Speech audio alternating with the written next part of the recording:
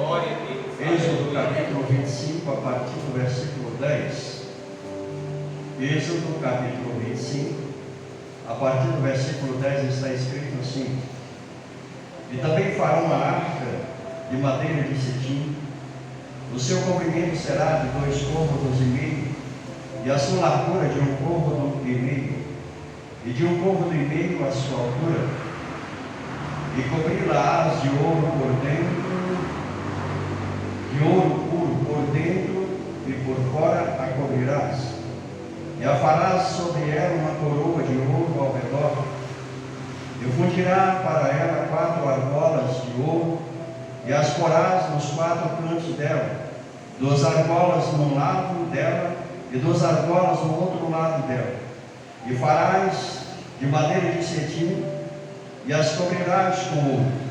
E meterás as varas das argolas aos lados da arca, para se levar com elas a arca. As varas estarão nas argolas da arca, e não se tirarão dela. Depois porás na arca do testemunho que eu te darei.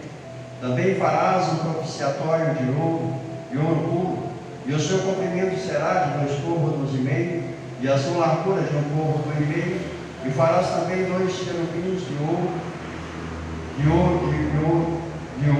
de ouro batido farás nas 2 extremidades do propiciatório. Farás um querubim na extremidade de uma parte, e um outro querubim na extremidade da outra parte, e uma só peça.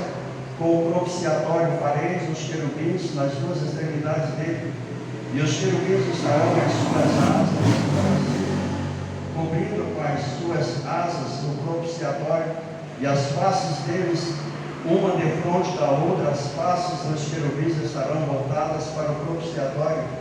E porás o propiciatório em cima da arca, depois que houveres posto na arca o testemunho que eu te darei.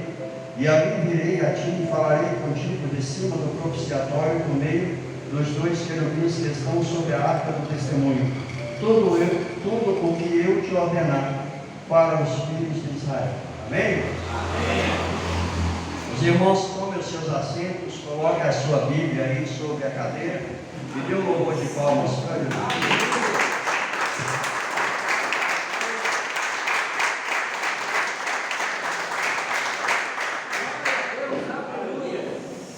Glórias a Deus, aleluia. Santo, santo é o teu nome, Senhor.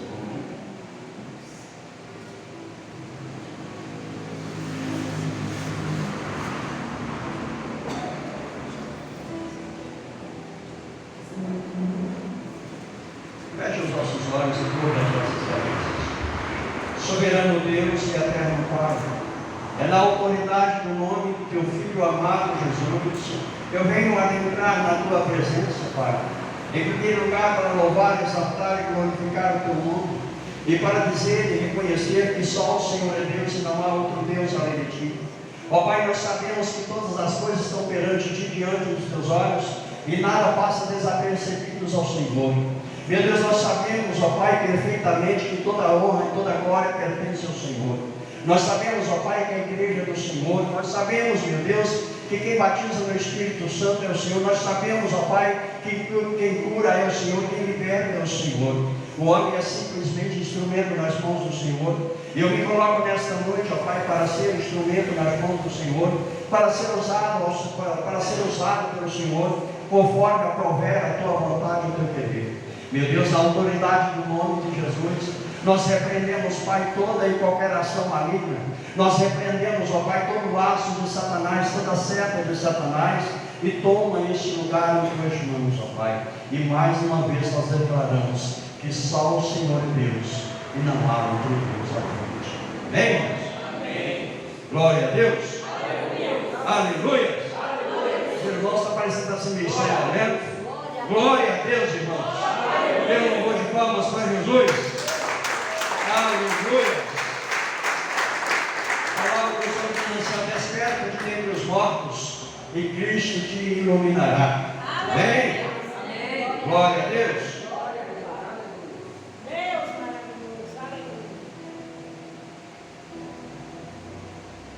Irmãos, o texto que ora acabamos de ler, que se encontra no livro do Êxodo, capítulo 25, é uma das ordenanças do Senhor ao grande líder Moisés. E Deus chama ele e fala com ele: olha, tu vai fazer essas coisas, porque Deus, Ele tirou o povo do Egito, da servidão do Egito, e Deus, Ele não largou o povo à mercê, Ele não largou o povo à vontade deles, não. Deus, Ele tira o povo da servidão do Egito, e ali Ele começa a orientar a Moisés os desígnios, a vontade, o desejo dele, aquilo que Ele queria fazer para que o povo seguisse. E Ele pega e fala com Moisés, no Êxodo capítulo 25, a partir do versículo 10, que foi os versículos que ora acabamos de ler, e Ele fala para Moisés, fala: olha Moisés, você vai até o mato, você vai cortar madeira de cetim, que traduzido também quer dizer madeira de acácia, que era a madeira que era a única que resistia às intempéries do deserto. A madeira de cetim era diferenciada, porque ela era uma madeira retorcida, e ela aguentava a sequidão do deserto, ela aguentava o calor do deserto, que durante o dia chegava a mais de 50 graus de calor, mas também à noite chegava abaixo de zero deserto. Então ali aquela madeira, ela era uma madeira diferenciada, uma madeira resistente.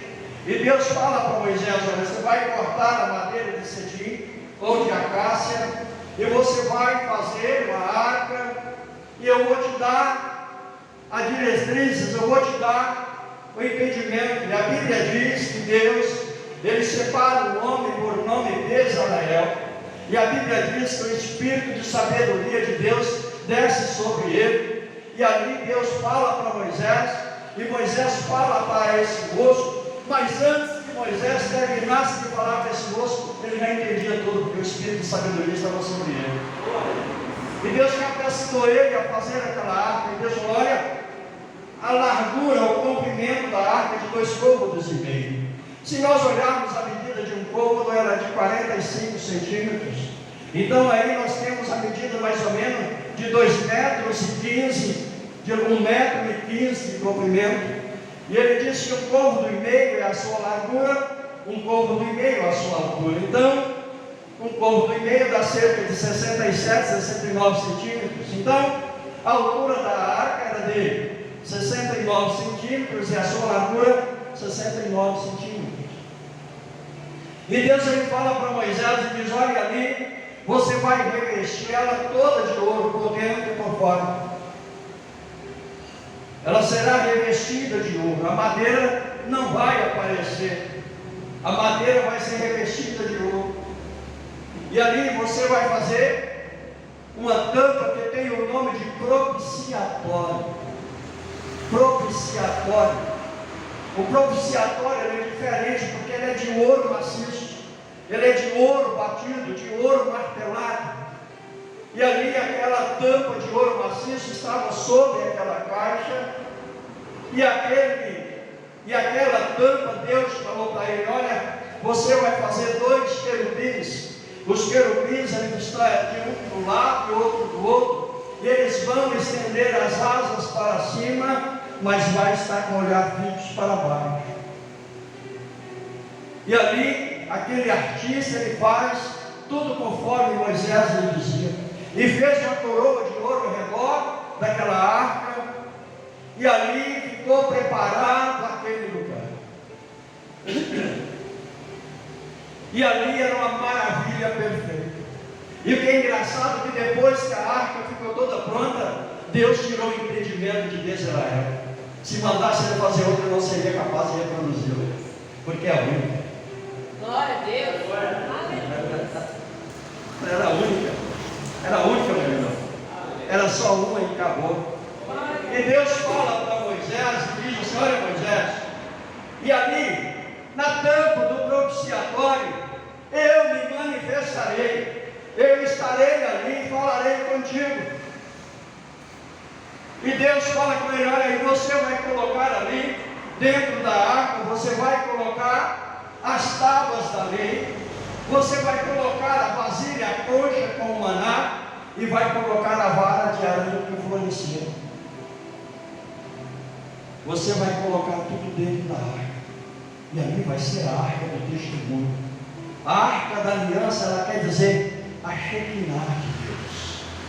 As pessoas confundem Shekinah com unção. Unção é kavod, não quer dizer kavod, é peso, o peso da glória que Deus desce. Mas Shekinah é a presença de Deus. Então a presença de Deus estava ali por intermédio daquela arca. Aquela arca era o símbolo maior da adoração de Israel. Aquela arca era o símbolo maior da adoração do povo de Israel. Aquela arca era o símbolo da presença de Deus. E aí, irmãos, depois de todas aquelas maravilhas feitas, Deus manda que sejam colocados os utensílios ali dentro. As tábuas da lei.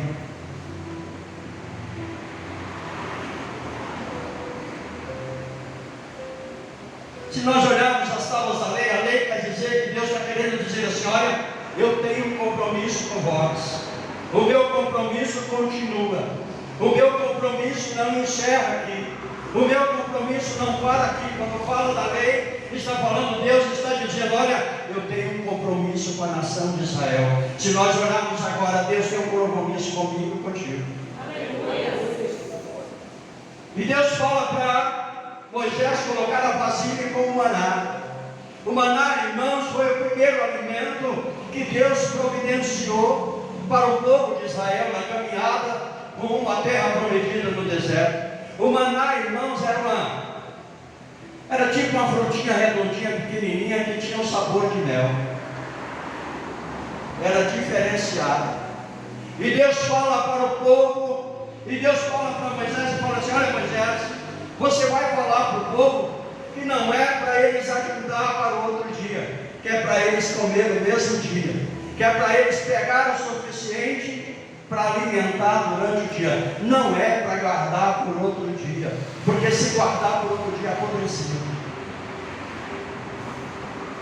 Só na sexta-feira, de início do sábado, que era o sábado do Senhor, aí eles tinham que colher em dobro para o sábado, para comer na sexta-feira e no sábado.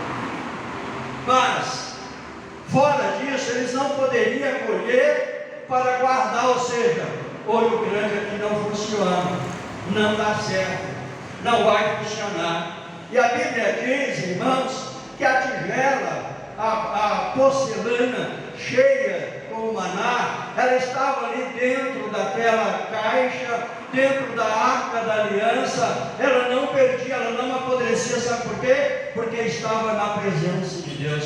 Escute uma coisa, meu querido, meu amado irmão: quando você está na presença de Deus, nada vai te acontecer, nada vai te parar. Pode até sofrer perseguições, pode até levantar-se contra ti, mas não vai prevalecer, porque você está na presença de Deus. Não vai perecer, não vai perder. Quando tira o maná da presença de Deus, o maná perece.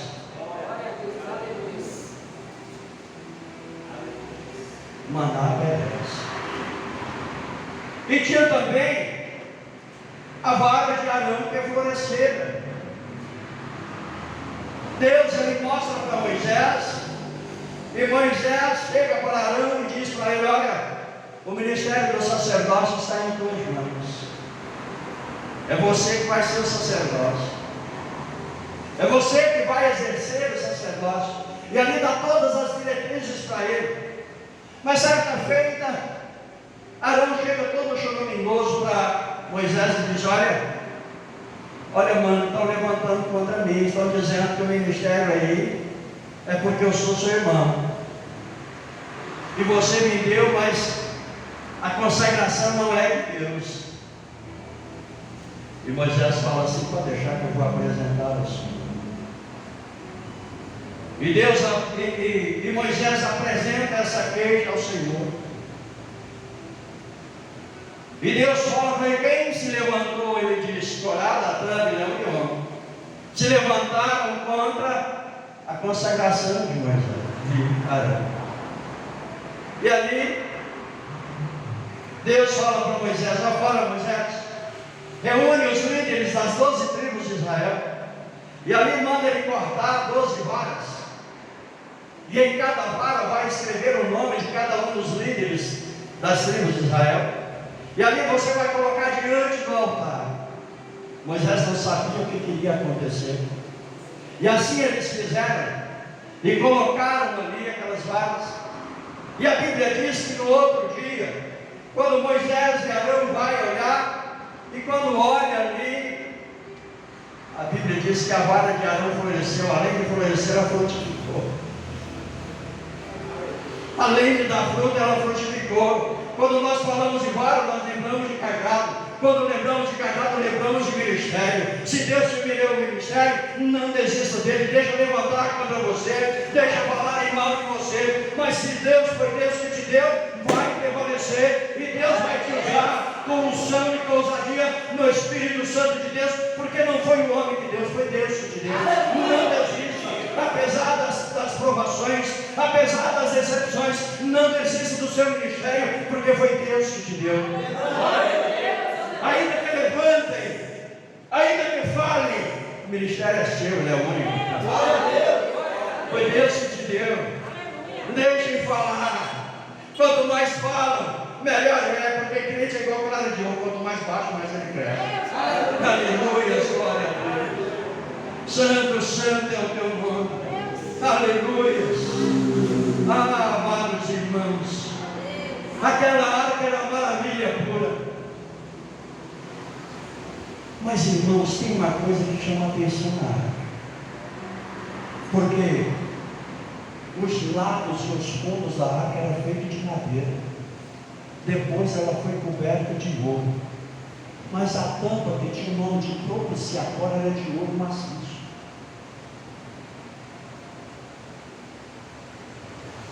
O propiciatório era de ouro maciço. E a Bíblia diz que tinha 2 querubins. E que os querubins estavam com as asas para cima, mas o rosto estava fixo para baixo. Estavam com o olhar para baixo, pensando. E aí eu comecei a meditar nisso. Por que a tampa era diferente dos lados?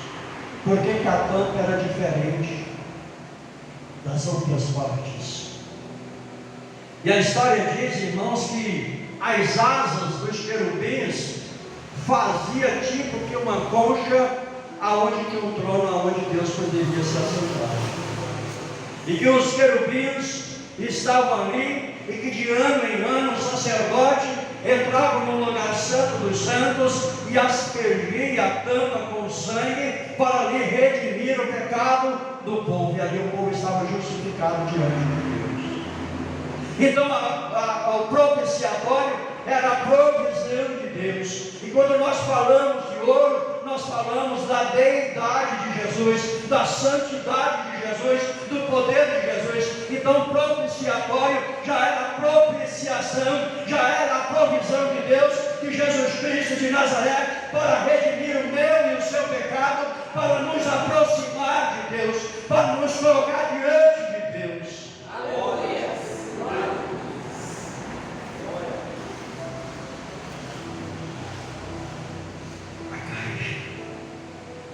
Madeira de cetim, toda retorcida. Mas a história diz, irmãos, que já no reinado de Salomão ele teve um filho com a rainha de Sabá. E que o filho de Salomão, já nos últimos dias, ele pega a arca da aliança e entrega sob responsabilidade o filho da rainha de Sabá. Daí ninguém sabe mais da história da arca da aliança. Ninguém sabe mais da arca do conselho. Houve-se especulações, mas ninguém sabe se perdeu.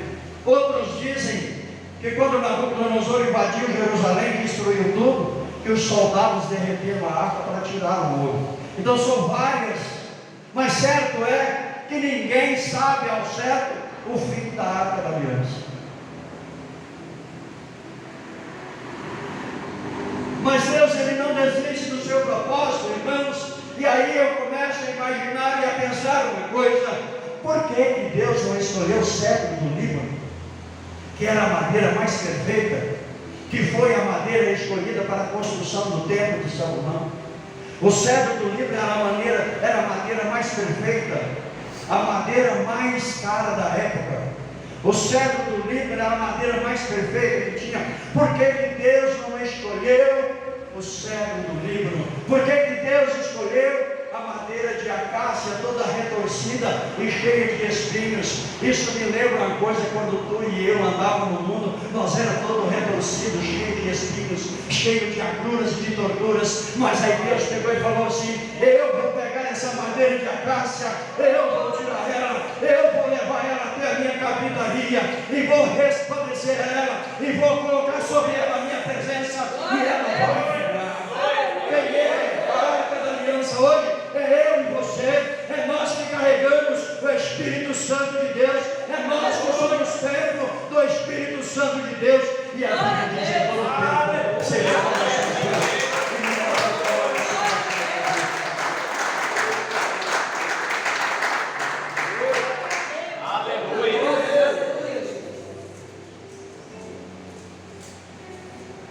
Madeira de acácia, toda retorcida, não tinha formosura, mas era especial. As intempéries do tempo não tinham o poder de destruí-la. Isso me lembra uma coisa: quantas provações nós passamos para estar aqui, quantas decepções, quantas lágrimas, quanto choro, decepções. Aquilo que você pensava que ia acontecer não aconteceu. A oração que você fez e não foi respondida, o clamor que você dirigiu a Deus, mas Deus não lhe respondeu. Mas você resistiu ao tempo de estar aqui, porque você está dentro de acácia. O tempo não tem o poder de destruir, o tempo não tem o poder de destruir, de tocar em você. Sabe por quê? Porque você é madeira de acácia, e dentro de você está o Espírito Santo de Deus, e a Bíblia diz que você resplandece como ouro. Madeira de acácia, ela resiste ao tempo. Assim somos nós. Quantas vezes nós fomos provados, quantas vezes nós fomos humilhados, quantas vezes a minha filha mais velha, ela engravidou, e ela carregava no ventre dela 2 crianças, e a gravidez dela foi de risco. E eles falavam para mim: pai, está difícil. E você acha que eu não orava? Você acha que eu não clamava? Você acha que eu não pedia a Deus? Você acha que eu não orava a Deus para que elas nascessem com saúde? Você acha que eu não orava a Deus? Mas a Bíblia diz: elas nasceram e não resistiram e morreram. E a lembrança que eu tenho é de minha filha carregando ela no caixãozinho para brincar. Isso machuca e dói por dentro, mas eu vou resistindo porque eu sou fruto de acácia. A acácia, ela resiste ao tempo, ela resiste às provações, às tentações, porque é madeira de acácia. Isso me lembra a passagem, irmãos, no Evangelho de João, capítulo 4, versículos a seguir. A Bíblia diz que os fariseus, eles souberam de Jesus, que Jesus estava batizando mais discípulos do que João, se bem que Jesus mesmo não batizava em si os seus discípulos. E a Bíblia diz que Jesus, ele sai da Judeia e vai para a Galileia, e era ali necessário passar por Samaria. E que ele passa em uma terra chamada Sicar. E a Bíblia diz que ali Jesus, ele chega até as terras que eram as terras que Jacó tinha dado ao seu filho José. E a Bíblia diz que ali Jesus, ele pega os discípulos e manda ir até a cidade comprar alimentos. Eles vão até a cidade, Jesus, ele fica sentado à beira do poço de Jacó. E a Bíblia diz que era a hora, quase a hora sexta, ou seja, meio-dia, na hora do sol a pino. E a Bíblia diz que Jesus está ali e que ao meio-dia vem uma mulher para apanhar água. E aí Jesus fala para ela: dá-me de beber. E que ela olha para Jesus e fala assim: quem és tu para falar comigo? Porque os judeus não se dão com os samaritanos. E Jesus fala para ela, fala assim: olha, se tu souberes quem é que te pede de beber, tu me pedirias que ele te daria a água da vida. E aí ela pega e fala para ele assim: como pode ser? Esse poço é nosso pai Jacó. Ele mesmo bebeu dessa água e deu aos seus filhos e ao seu gado. És tu maior do que Jacó?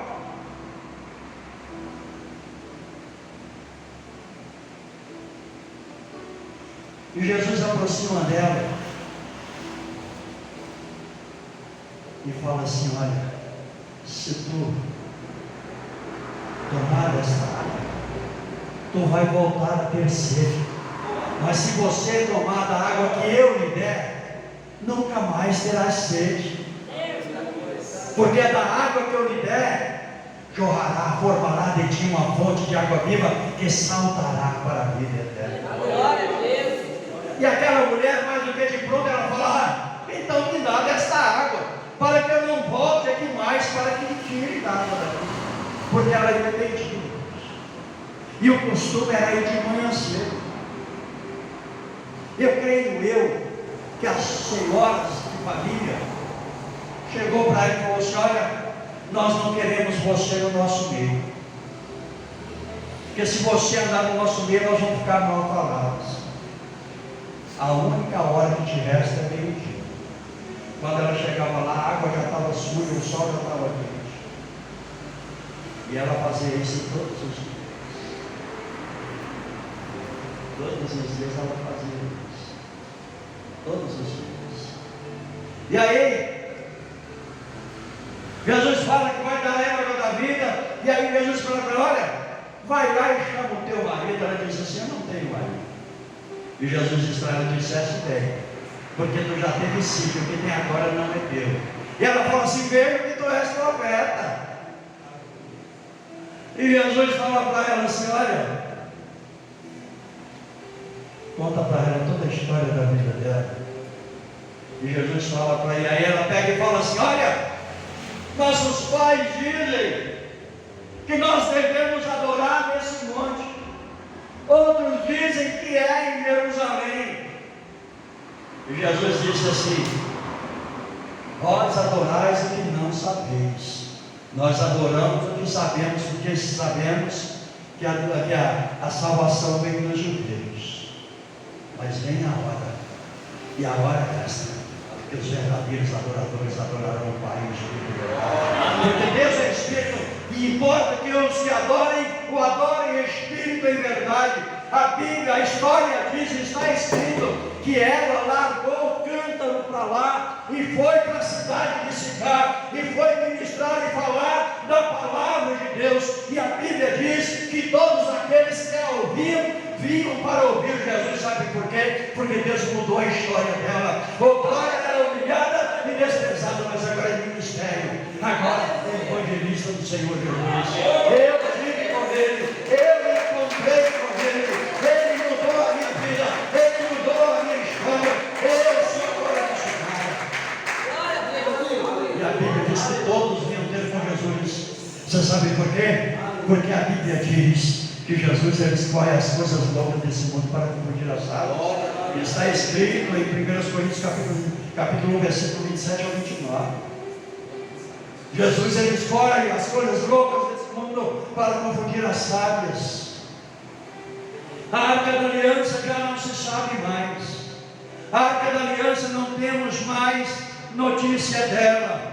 A Arca da Aliança sumiu, mas o propiciatório, que é o Cordeiro de Deus que tira o pecado do mundo, está mais vivo do que nunca e justifica a mim e a você. Glória a Deus. Aleluia, Jesus. Aleluia, glória a Deus. Santo, santo, santo é o teu nome. Aleluia, meu Deus, glória a Deus. Deus de Abraão, Deus de Isaac e Deus de Jacó. Santo, santo, santo é o teu nome.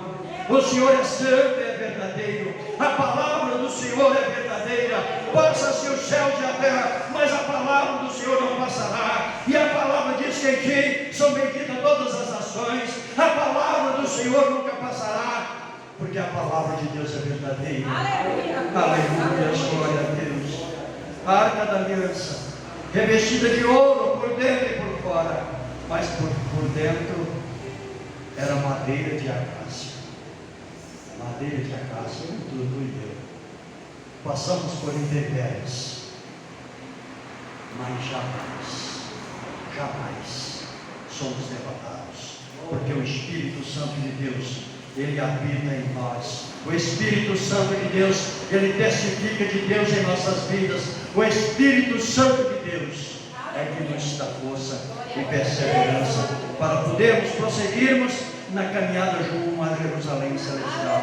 E eu creio, amados irmãos, que logo, logo, logo o Senhor Jesus, ele risca os céus e vem buscar a igreja. E a palavra do Senhor diz que ele vem buscar a igreja lavada e remida no sangue do Cordeiro.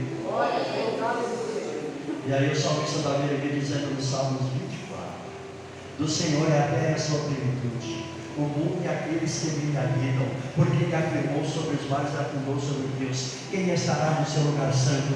Quem estará no monte santo do Senhor? Aquele que é puro de coração e reto de coração, que não entrega a sua alma à vaidade, quem jura enganosamente, esse receberá a bênção do Deus da sua salvação. Esta é a geração daqueles que te buscam, ó Deus de Jacó. Levantai, ó portas, as vossas cabeças, levantai, ó porta, entradas eternas, para que entre o Rei da Glória. Quem é este Rei da Glória?